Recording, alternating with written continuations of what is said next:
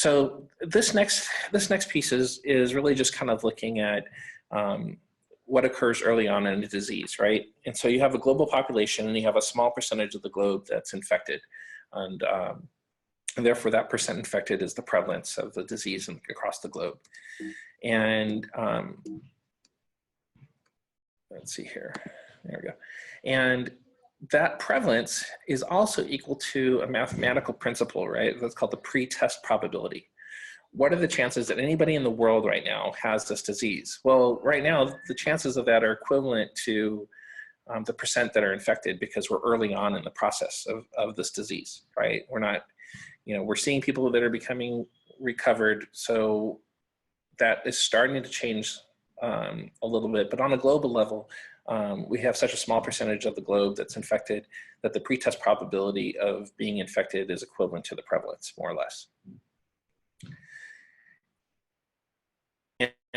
And that differs by country. So if we look at country A, country B, country C, and country D, we see a mixed level of prevalence across those countries, and that occurs both because of where the origin of disease occurs and its natural geographic spread, as well as factors that are related to population density, hygiene practices, and so on and so forth. And so these different features give us a mixed level of prevalence, which in each country then gives us a different pretest probability of somebody in that country being ill or having the infection. So we define the disease as a number of different features, right? So this is a respiratory symptom disease. And so there's gonna be upper respiratory and lower respiratory symptoms. The upper respiratory symptoms are gonna be cough, conjunctivitis, difficulty smelling and tasting, sore throat, runny nose like rhinorrhea. And we're gonna say, okay, patients who have upper respiratory symptoms could be part of this group. And those with lower respiratory symptoms such as shortness of breath, an abnormal lung exam, a decreased tolerance for exertion, are gonna have a higher attention to possibly having this disease. Now, if fever is present as well, we're more likely to assume that COVID-19 is there with this respiratory pattern. If they're short of breath, we're more likely to make that clinical diagnosis. And then also if they're hypoxic, we're more likely to do that. So the combination of these features of respiratory symptoms with fever, shortness of breath, and hypoxia lends us to creating a definition of the disease. And so we've defined the disease based on these symptoms. And then we've further defined this as the presence of this specific virus with these symptoms being COVID-19 as the diagnosis. But the diagnosis is a clinical diagnosis initially, and the disease is described in a clinical manner just as we're doing right now.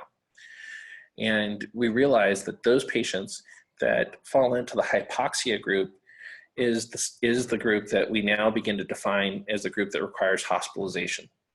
So patients may have those that are infected may have some respiratory symptoms, but may not have any of the other features, and we may therefore not actually diagnose them because their symptoms may not be significant enough to present for medical evaluation, which is why we look at the cases that are presenting early on are usually cases that are more severe, because those are going to be the cases that are going to have symptoms plus either vital sign derangements and or more significant severe symptoms such as dyspnea and hypoxia.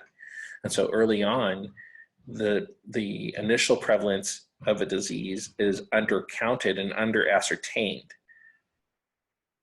And that's a really important point to understand. So it's not without reason to look at the current cases in our population that have been defined and realize that there are many more cases than that, because we're early on in a low prevalence aspect of the disease presentation, and therefore that low prevalence is associated with a higher amount of cases that make up that mode at first. And we haven't initiated enough testing to survey the asymptomatic cases. So there's a very logical reason as to why we should expect that there are more cases than those that are counted, right? And also earlier on, before we really kind of got into the mode of wearing PPE as quickly, some of us were adopting PPE a little sooner.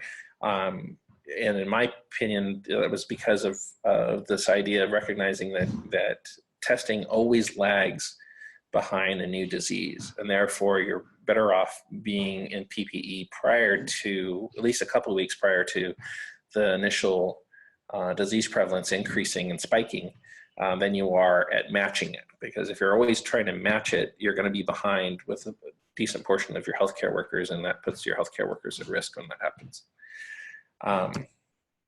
Now, with all this being said, these respiratory symptoms, fever, dyspnea, and hypoxia, right, that doesn't only represent COVID-19. There's a differential diagnosis. And this part's really important because in a low prevalent state, the most common cause of those symptoms is not COVID-19. The most common cause of those symptoms is going to be bacterial pneumonia, right? And community-acquired pneumonia and healthcare-acquired or nosocomial pneumonias and viral pneumonias that are other viruses other than COVID-19. So early on, when the prevalence is low, your differential is still more geared towards the more common causes of those symptoms than COVID-19. So, for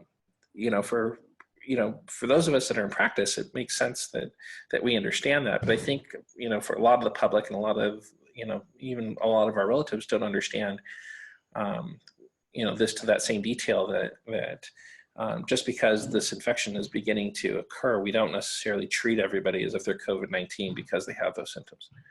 And the other causes like pulmonary embolism, myocarditis, and fungal pneumonias are still more likely than COVID-19 is in this early prevalent stages, right?